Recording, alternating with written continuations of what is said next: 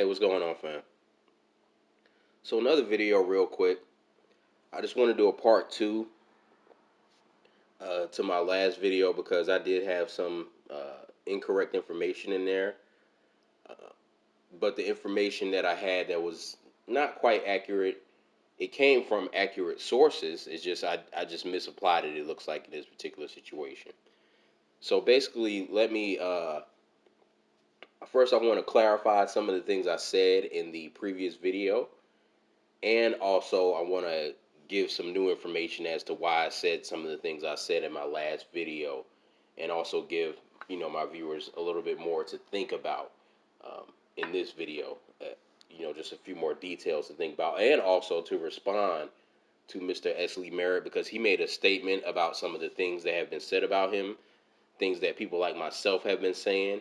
I don't know if he was particularly responding to me when he put out his statement, but it definitely includes me or applies to me, his response, if he wasn't directly responding to me. So I kind of want to respond to his statement also in this video.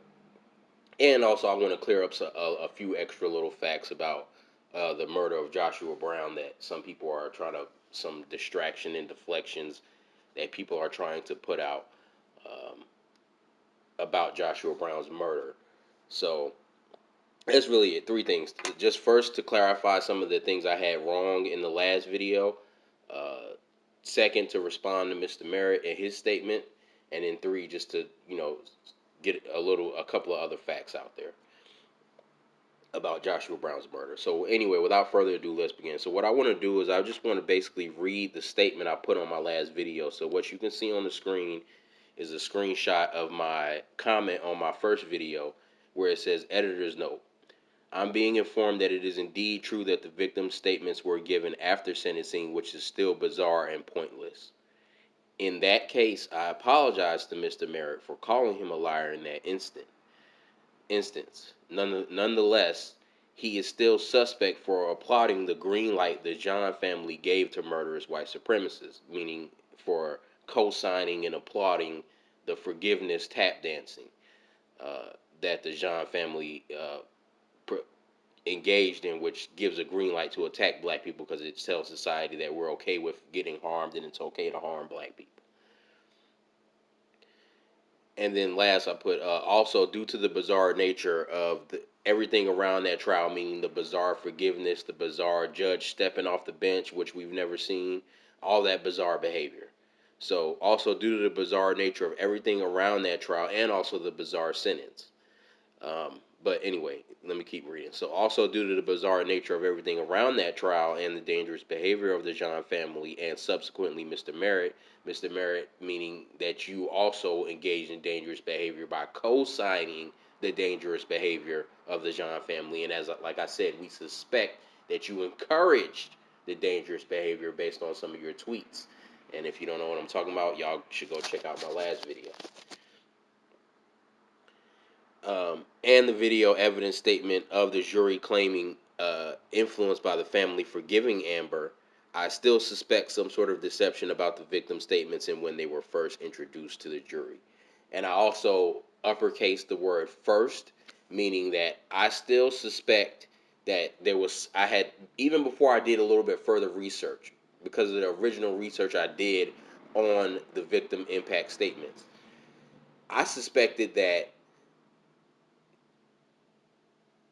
maybe there was some sort of written statement given to the jury before sentencing, and then they just had that statement after sentencing, which I've also learned that after sentencing statement is not really called a victim impact statement.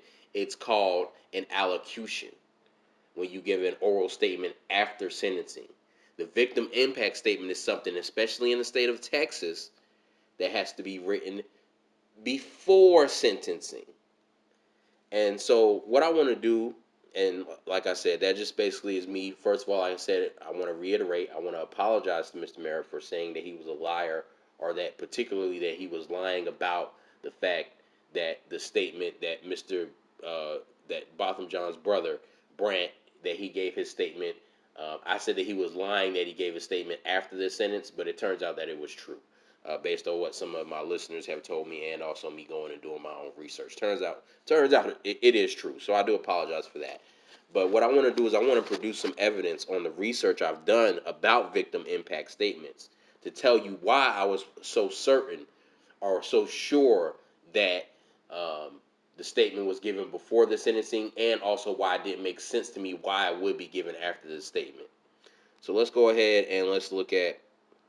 First, I'm reading from a website called ThoughtCo, and it's written by Charles Montaldo about victim impact statements. And I'm just going to read a paragraph from this article, but I'll put the link to the article in the description box so people can read the entire article to themselves. But the part I want to read is this part of the article because this applies to what helped inform me about victim impact statements, along with some other stuff I'm going to produce here in just a moment. But let's go ahead and read this paragraph first. So, among the most effective tools victims have in the fight against crime is the victim impact statement, used at the time of sentencing of defendants and in many states at parole hearings. All 50 states now allow some form of victim impact information at sentencing. Most states allow either oral or written statements or both, or both. Keep in mind that you can do both, so you can make an oral statement and a written statement from the victim at the sentencing hearing, and require the victim impact information to be included in the pre-sentence report and given to the judge before imposing sentence. Now, again, this is not talking about every state, and from what I researched, Texas is one of the states that's different. But what this is telling you is that for most victim impact statements, what I said in the last video was still true. It is normally supposed to be given prior to sentencing because the whole purpose of it is, or not the only purpose, but one of the main purposes of it is to help influence the sentencing either one way or another. Hey, maybe the victim saying, "Hey, I still think the person should be punished, but I don't think that it was as bad as um, it may have seemed during trial. So please, be light on the sentence, or vice versa. Hey, this was very devastating to me. I know they tried to muddy the waters with it was this or that or the other, but they need to be harshly punished for what they did." Um, so it can sway it either way, but that's the main purpose. And as you can see in this paragraph, it says that uh, the sentence in most states require that the victim impact statement be given before sentencing because it's very bizarre and almost borderline pointless for it to be given after the sentencing, even though that is what happened in the Botham Jean case. But now let's get a little bit more specific to Texas. And let's look at some of the information I found out about Texas. Now, this is from the Texas Department of Criminal Justice Victim Services Division. Um, this is a brochure put out by them, and it was last revised last month, September 2019, it says. So, which might not be a coincidence given that the Botham Jean case was also, you know, coming to a head around this time, or right before. This is right before the Jean case, the Jean trial was supposed to occur. So that's also might be a little bit suspicious that they recently revised it. But anyway, this is from the Texas Department of Criminal Justice. So there's a whole bunch of stuff here I'm not going to read, but um, what I'm going to read is the part that says that um, what the VIS is not, which is the victim impact statement. The written VIS is not the same as an allocution. An allocution refers to the right to make an oral statement to the court after the sentence has been pronounced.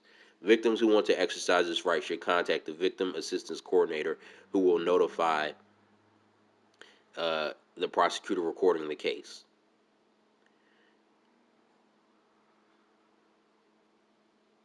So basically, that's what that's. Not recording. I said the prosecutor recording, but the prosecutor handling the case.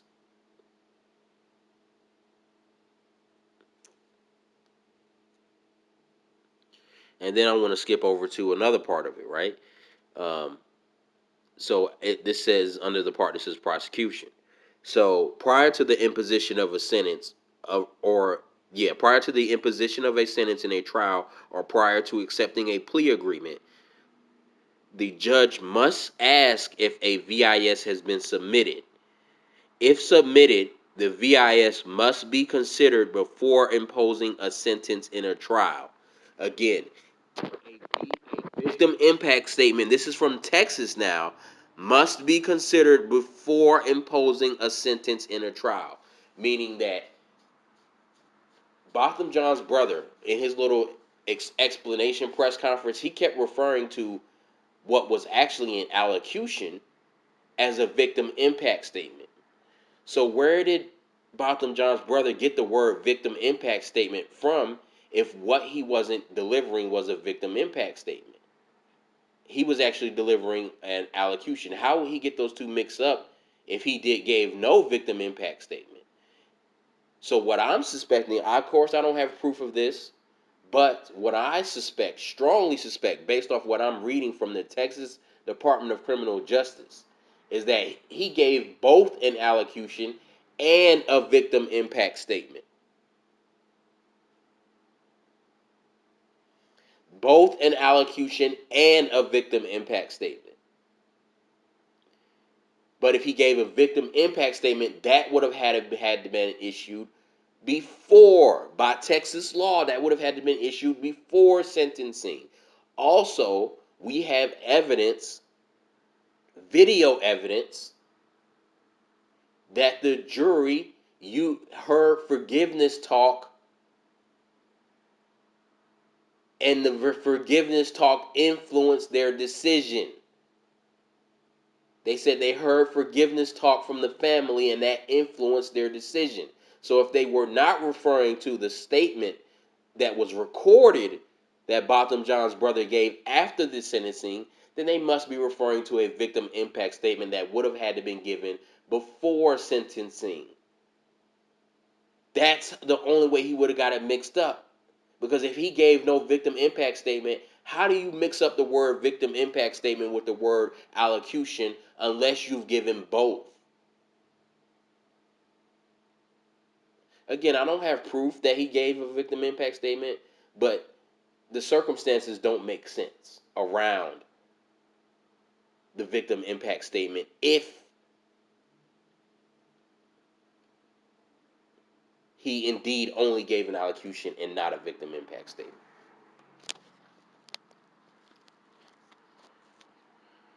All right. So let's go to one more thing that I want to read. So this is a victim impact statement packet that's given out by the Texas Department of Criminal Justice, or by the state of Texas. That this is the official document that you can find online. So know how your victim impact statement is used. Prosecutor considers your victim impact statement before entering into a plea bargain agreement. Considers your victim impact statement to determine the restitution amount to request, if applicable. Restitution is payment, obviously. Judge considers your victim impact statement before imposing the sentence. The victim impact statement is not considered by a jury. So again, now this takes a whole thing to it, because it says that the victim impact statement is not to be considered by the jury, or it should not be considered by the jury in administering their sentence. But that doesn't mean that it wasn't. This is just to say that it shouldn't be, or that it's not supposed to be, but that doesn't mean it wasn't, especially when nobody can explain what the jury was referring to when they said that the forgiveness talk influenced their statement. Nobody can explain that, especially if Mr. Jean's statement wasn't given until after. And if it wasn't Mr. Jean, and I'm talking about Botham Jean's brother, not the dad, who also both wrote and gave an allocution afterwards, then possibly the other members of the family, his dad, the mom, both of them had forgiveness talk circulating out there. Botham Jean's mother said, I want to forgive her. I just need to know why. That was before the trial. So you already want to forgive Amber Geiger, Botham Jean's mother, who supposedly was the one out there babbling about how it's corrupt and all of this stuff, which I'm going to address a little bit more in detail later.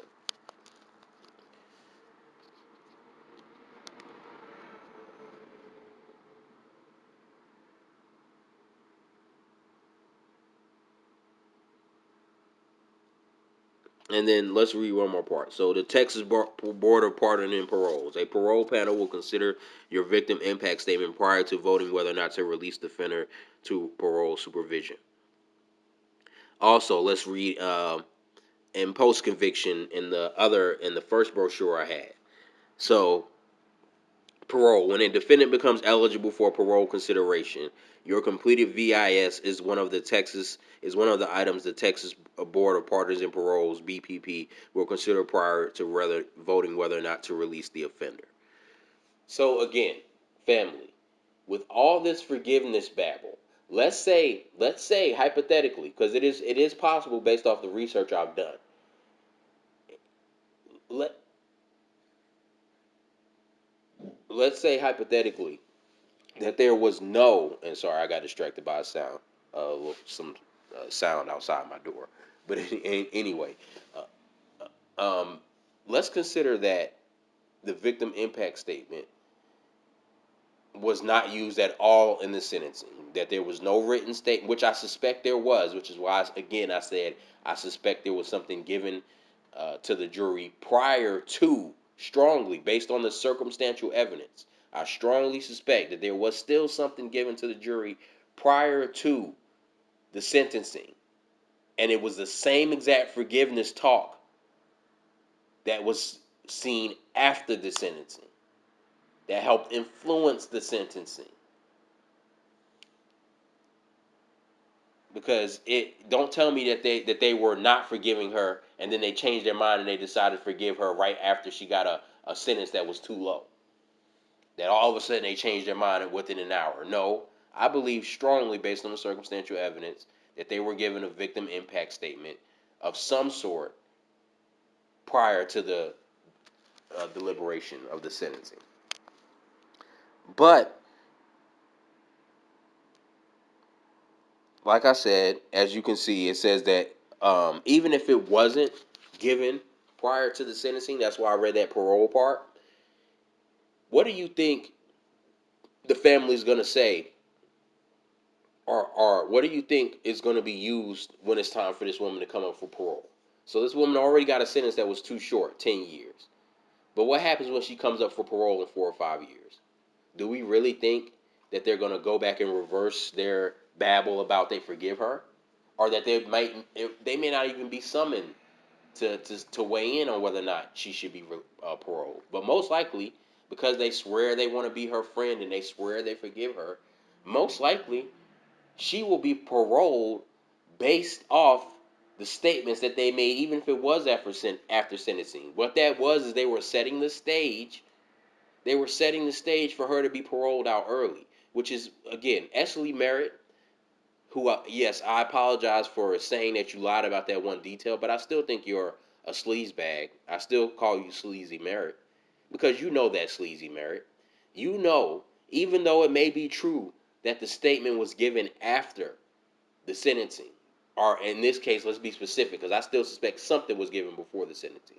But even though we know that it's true, at least in part, that Botham Jean's brother's particular statement was given after sentencing, their behavior after sentencing will be used to release this woman early. So all your fake outrage, all your fake acknowledgement, Mr. Merritt, of the fact that the sentence was too short is meaningless. Because you facilitated and applauded them setting the stage for her to be paroled out early. Or possibly even just totally released early with a reduced sentence. So you fake acknowledging that the sentence was too short. It's fake. It's completely fake because you co-signed them making the sentence even shorter than 10 years. You co-signed and facilitated them and tried to help facilitate explaining. That's why you were standing up there with them with the press conference. That's why you were caping with all the screenshots I have in my last 2 videos about you. I have all the evidence of you caping and trying to explain for their behavior. They set her up to get out within 5 years. If, which I don't know if it's an if, um, or it is an if, but if it is true that it had no impact on the sentence, it was a setup to make that sentence even shorter afterwards when it's time for parole. This woman is going to be out in 5 years or less. Amber Geiger is going to be out in 5 years or less because of the actions of the John family, most likely encouraged and facilitated by Sleazy Merritt. And that's why I want to get to Sleazy Merritt. So Sleazy Merritt, he put out a statement, and I'm going to read it and respond to it. So he says, "We are under constant attack as a community, but we only seem to have mastered fighting each other. I don't know who killed Joshua Brown. I don't think you do, Mr. Merritt. I've never thought you did, even though with your behavior you may have. Um, but let's continue reading. This is me reading again. So he was a truly genuine soul that was loved deeply by his family and friends, and I will work to get to the bottom of his murder. I see, Mr. Merritt. I don't have any trust in your investigative abilities. You're just a settlement bag lawyer. You've already said you really only can handle civil matters. So how can you investigate a criminal case if you've already admitted that you don't really deal with criminal stuff? You only deal with civil matters. Plus, we see you caping for what you know as a uh, practitioner of the law was a setup to shorten Amber Geiger's sentence, even though you publicly pretend to be displeased with her sentence."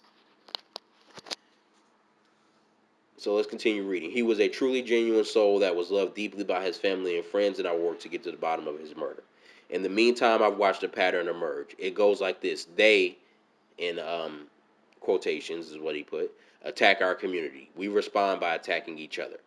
Take the Amber Geiger trial for example. It revealed corruption it revealed corruption at every level in the city of Dallas. Amber Geiger's partner Martin Rivera openly admitted destroying evidence, violating departmental policy, and committing perjury. He has faced little to no blowback. He is still a Dallas police officer to this day. The Dallas Police Association president Mike Matta showed up to Botham's apartment the night he was murdered and interjected himself into that investigation, actively conspiring to protect Amber Geiger. He instructed she be taken out of custody, that body cam and dash cam videos be halted, and began crafting a narrative to get her off on camera. The DOJ needs to be auditing the entire department. We should be hounding the mayor and police and chief nonstop to clean house. We are not through." So let's stop right there. Dude, all of this corruption you just exposed, which Botham Jean's mother so supposedly acknowledged, but then at the same time, you're out here actively forgiving the person that they were covering for, and trying to defend forgiving the person that they were covering for. How does that make sense? How can you believe that she's remorseful if all of her buddies were trying to cover for her? At no point did she say, "Stop trying to cover for me. I'm just going to plead guilty because I'm so guilty, because I feel so bad for what I did." That's what a truly remorseful person would do. We've seen people plead guilty to crimes before that they know they did and they feel bad for. Amber Geiger pled not guilty and relied on the corruption of her friends to try to get her off. And only when the corruption failed did she get convicted. Only when the attempt to cover up with the corruption that you just described, that Botham Jean's mother also described, only until that all was exposed did she actually get sentenced. At no point did she say, "I'm sorry for what I did," until after, basically, until it was trial time. But she didn't even put in a guilty plea. She pled not guilty, basically meaning, "I'm not responsible for this. I don't accept responsibility for his death, or accept responsibility for the fact that he was murdered. I didn't murder him. I just made a mistake." Is that really a remorseful person, Sleazy Merritt? So you want to do all this babbling in circles, telling us about all the corruption, which is real, but look how you responded, or look at how they responded to it, and look at how you defended their response to the corruption. It's not consistent. These people are corrupt people covering for a person who murdered Botham John. She intended to use their corruption to help get her off. Like you said, the whole purpose was that the chief was conspiring to get her off, remember? But no, you forgive. It's okay. So how can you go back and repeat this, Mr. Merritt, if you just forgave this same behavior, or you co-signed the forgiving of this behavior? It's deflection. This whole statement is a deflection statement. And I'm not going to let you get away with it. But anyway, let's continue reading his babble. The vast majority of our bandwidth has been directed at telling an 18-year-old how to properly grieve. So let's stop right there. That's another fake distraction. You're trying to use Botham John's the fake forgiveness as a shield.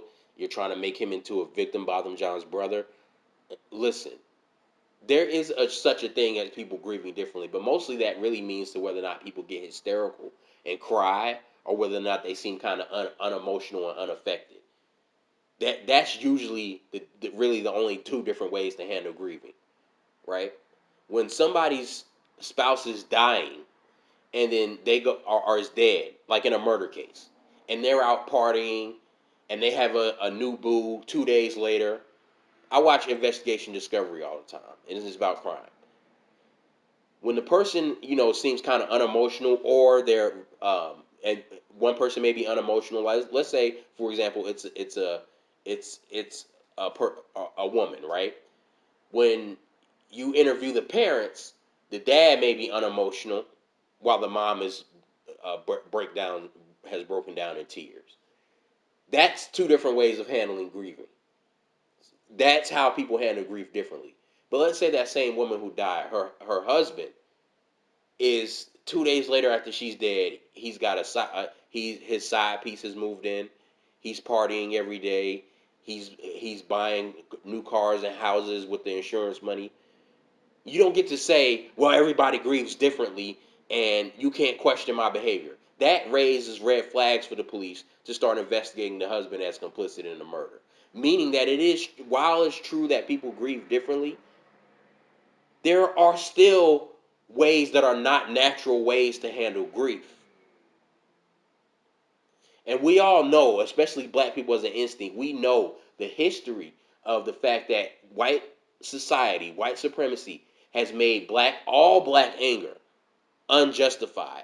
That's why Malcolm X gets cast aside in history and Martin Luther King is worshipped and has a holiday.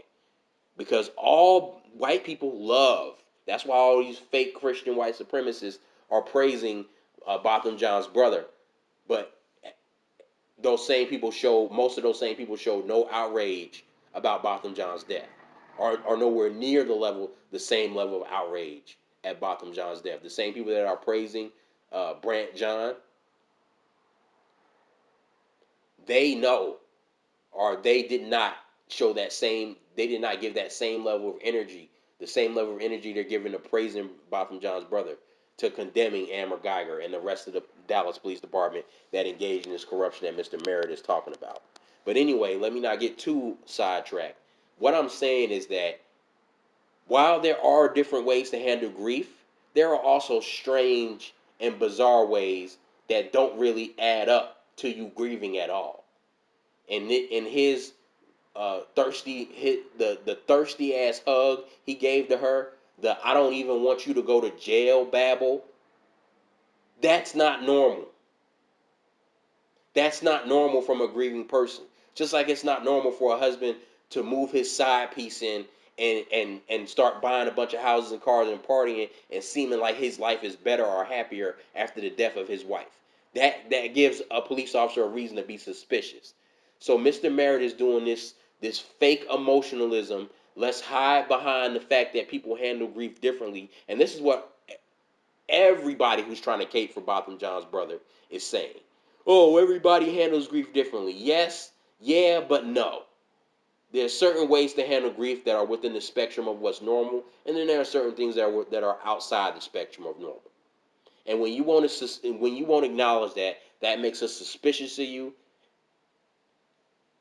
and it gives us reason to suspect you and not want you on our side.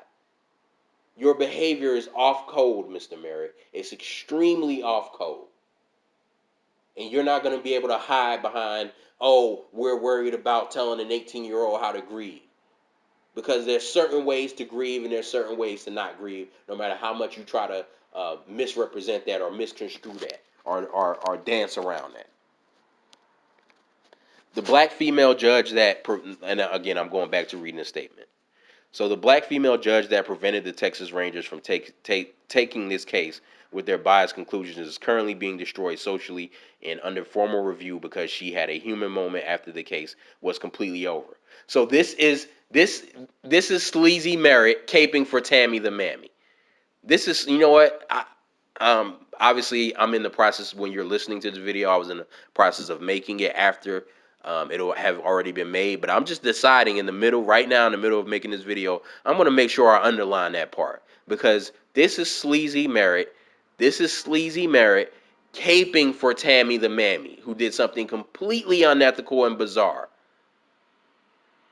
So let's go back and read that again. The black female judge that prevented the Texas Rangers from taking this case with their biased conclusions is currently being destroyed socially and under formal review professionally because she had a human moment after the case was completely over. Red flags, again, Sleazy Merritt. We don't want you investigating the case, Sleazy Merritt. We do not want you investigating Joshua Brown's case. First of all, you're not a criminal lawyer, as you've already admitted in previous tweets.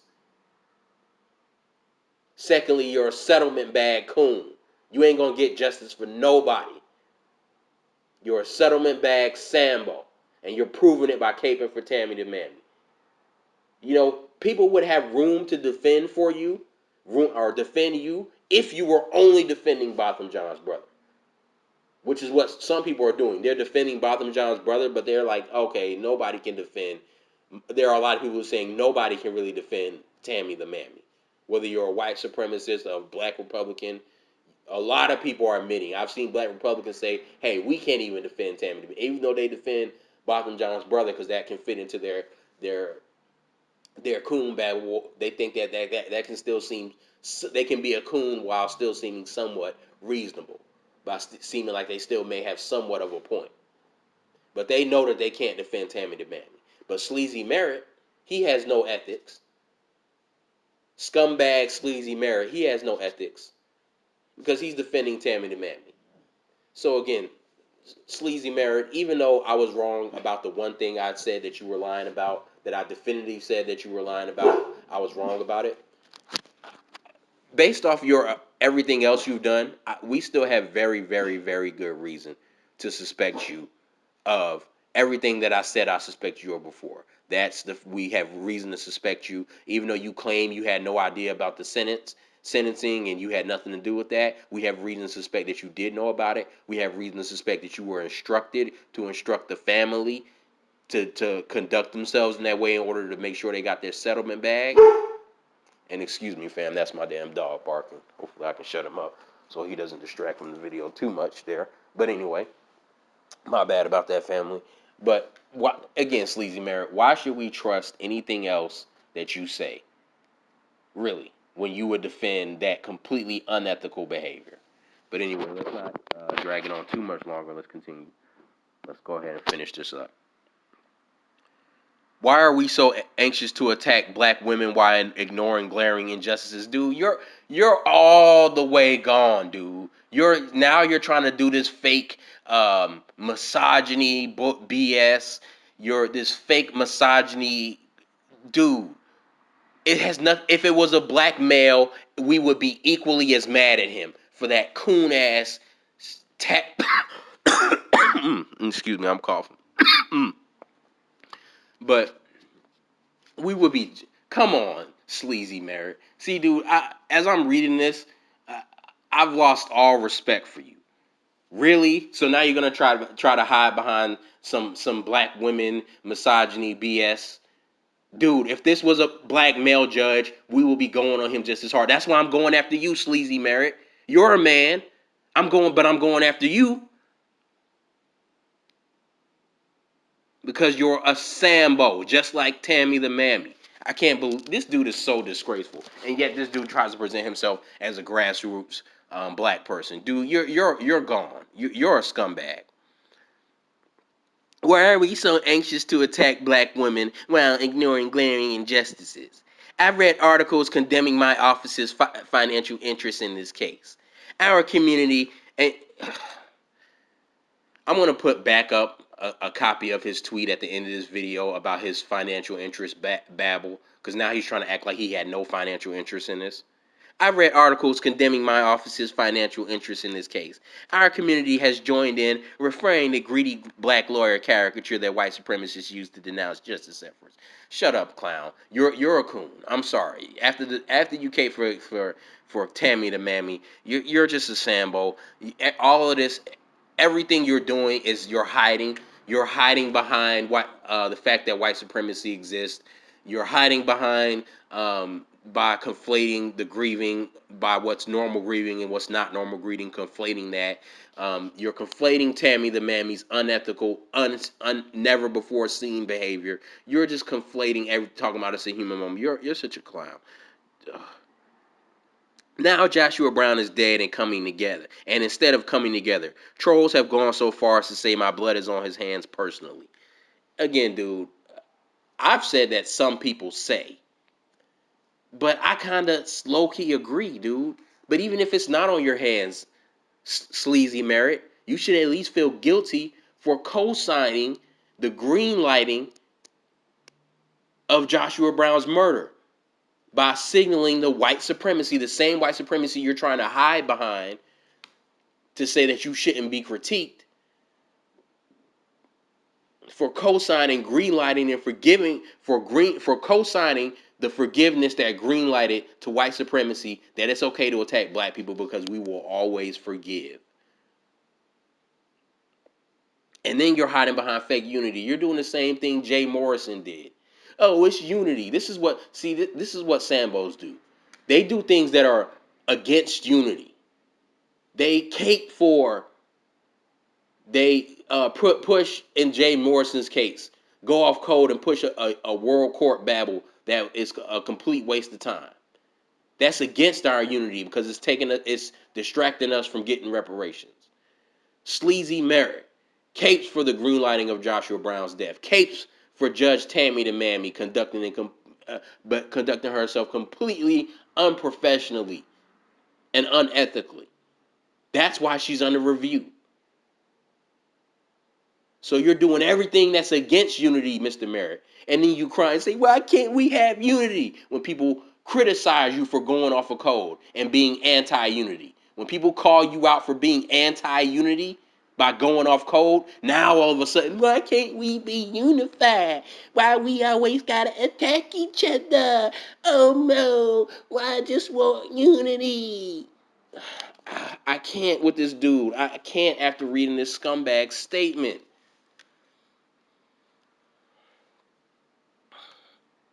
We have real enemies. We have real work to do. We have to stop this self-destructive tendency to implode and fight each other. Let's bring the fight to them. It will require something rare. Unity. Dude, get out of my face. You have no credibility with me, Sleazy Merritt. You have no credibility with me, dude. Anyway. So now, as I said, I got through all that. Now let me address a couple more facts. Now, again, rest in peace to the brother Joshua Brown. I know in my talking about the victim impact statements and Sleazy Merritt again and everything, I haven't really talked much about brother Joshua Brown. But again, rest in peace, brother.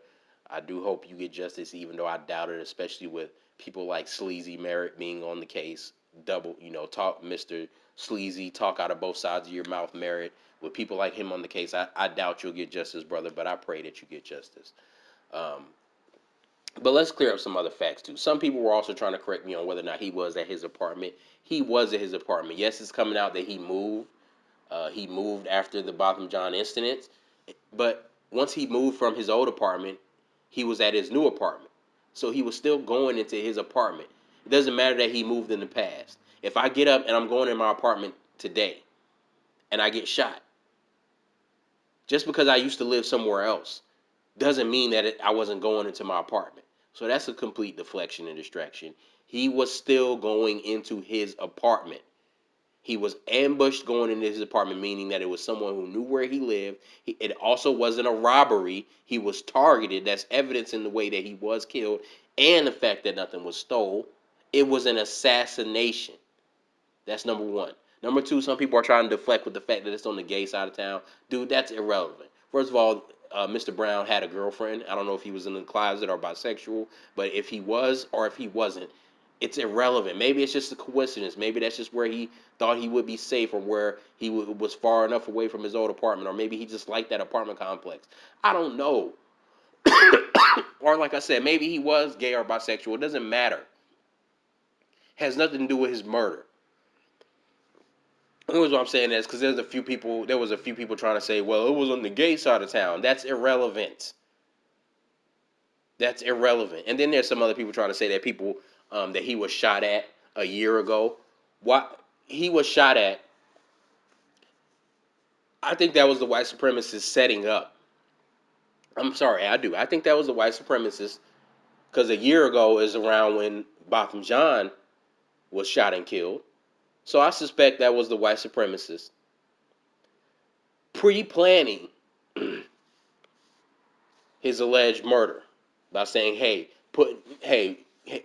go out here, do a fake hit on this dude, so that when we really kill him, if he does testify, we can say, oh, well, he was in gang activity because look, he got shot at a year ago.